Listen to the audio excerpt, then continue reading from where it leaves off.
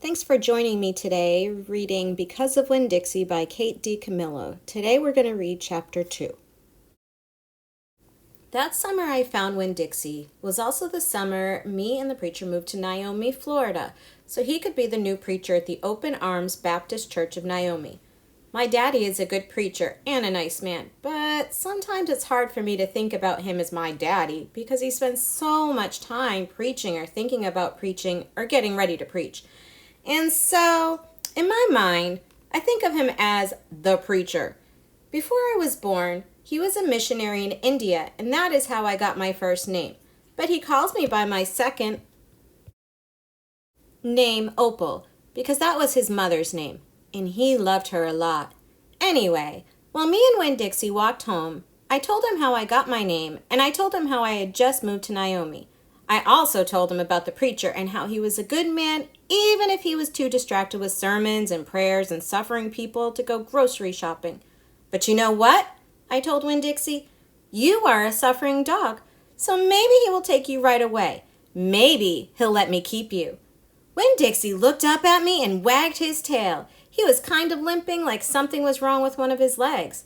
And I have to admit, he stunk. Bad. He was an ugly dog. But already, I loved him with all my heart.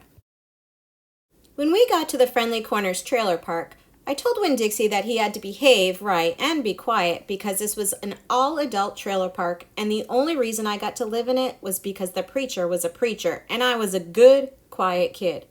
I was what the Friendly Corners trailer park manager, Mr. Alfred, called an exception. And I told Winn Dixie he had to act like an exception too. Specifically, I told him not to pick any fights with Mr. Alfred's cats or Mrs. Detweller's little yappy Yorkie dog, Samuel. Winn Dixie looked up at me while I was telling him everything, and I swear he understood. Sit, I told him when we got to my trailer. He sat right down. He had good manners. Stay here, I told him. I'll be right back. The preacher was sitting in the living room, working at the little fold-out table. He had paper spread all around him, and he was rubbing his nose, which always meant that he was thinking hard. Daddy, I said. He said back.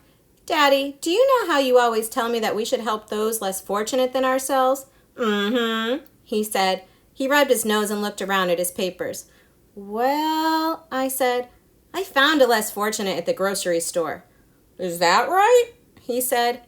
Yes, sir, I told him. I stared at the preacher really hard.